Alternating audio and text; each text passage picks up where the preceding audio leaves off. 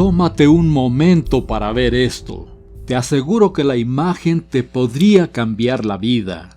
La radiografía que estás observando corresponde a una mujer de 45 años, a quien llamaremos Leticia. Ella era fuerte, alegre y activa. Trabajaba como administradora de una institución cultural y nunca se quejaba de nada. Los fines de semana asistía a eventos artísticos o reuniones familiares en donde tomaba unas pocas copas de vino y fumaba uno que otro cigarrillo.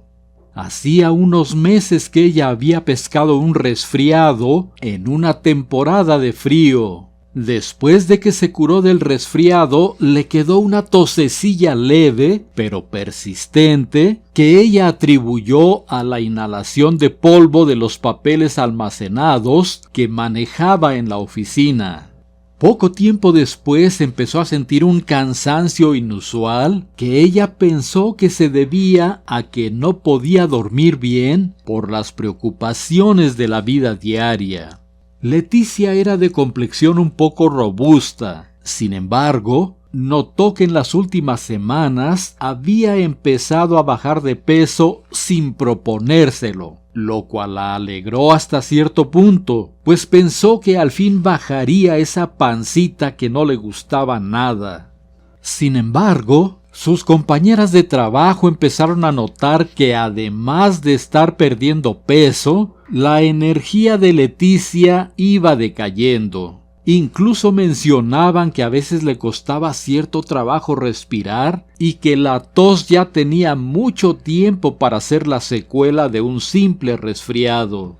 Por tanto, le insistieron que acudiera al médico, pero ella decía que no era necesario y que sentía que pronto se iba a recuperar, así que continuó con sus actividades ordinarias. No obstante, llegó un momento en que ya se sentía sin fuerza ni ánimos para salir los fines de semana, y en ciertas ocasiones la tos le hacía expulsar flemas teñidas con sangre. Fue entonces que decidió acudir a consulta médica, en donde, además de la revisión correspondiente, le hicieron diferentes estudios, entre los que se incluyó la radiografía que están ustedes viendo. El médico, con el semblante serio, le comunicó que se trataba de cáncer en los pulmones.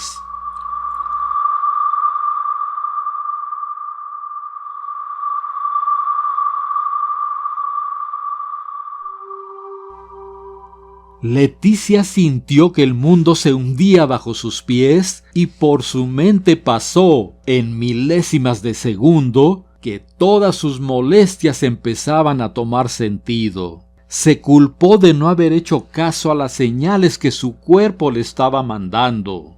Con profundo temor y esperanza a la vez, la mujer preguntó al médico: «Pero sí me pueden curar, ¿verdad, doctor?».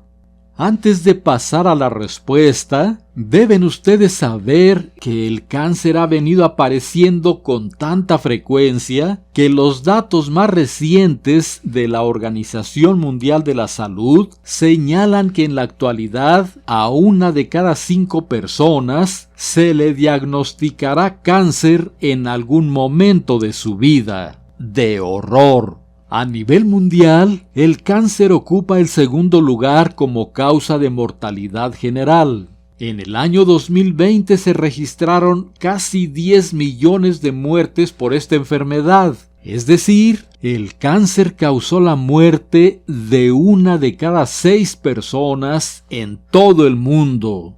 De entre los diferentes tipos de cáncer, el de pulmón es el que provoca la mayor cantidad de fallecimientos. En el año 2020 se registraron alrededor de 2 millones de decesos por cáncer pulmonar. Bueno, volviendo al caso de Leticia, cuando ésta preguntó al doctor que si se curaría, la respuesta fue que él y su grupo de especialistas harían todo lo posible. Pero tras una revisión exhaustiva y nuevos estudios, le comunicaron que su enfermedad estaba tan avanzada que ya no era operable, por lo que únicamente le darían tratamiento paliativo, el más cruel de los diagnósticos. Leticia murió 2 meses después. Se terminaron sus esperanzas, sus proyectos, sus ilusiones. Su familia quedó abatida. Es importante decir que en 85% de los casos, el cáncer de pulmón se desarrolla por fumar. Esto significa que 85% de los casos de cáncer de pulmón se podrían evitar con solo dejar de fumar.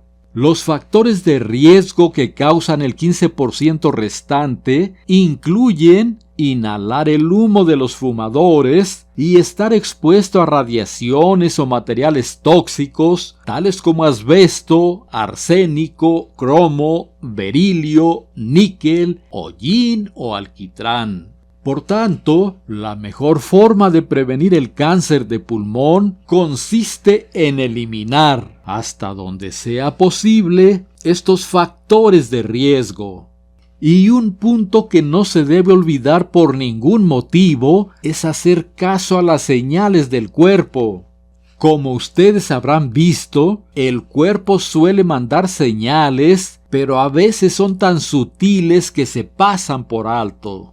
Con base en estas experiencias, hay que acudir a consulta médica cuando haya molestias persistentes de cualquier clase. No se debe esperar a que el cuerpo grite. Una tos que no se va y tiende a empeorar ya no es una simple tos. El cansancio extremo sin razón debe investigarse. Y la pérdida de peso sin proponérselo, a pesar de comer bien, no es una buena señal.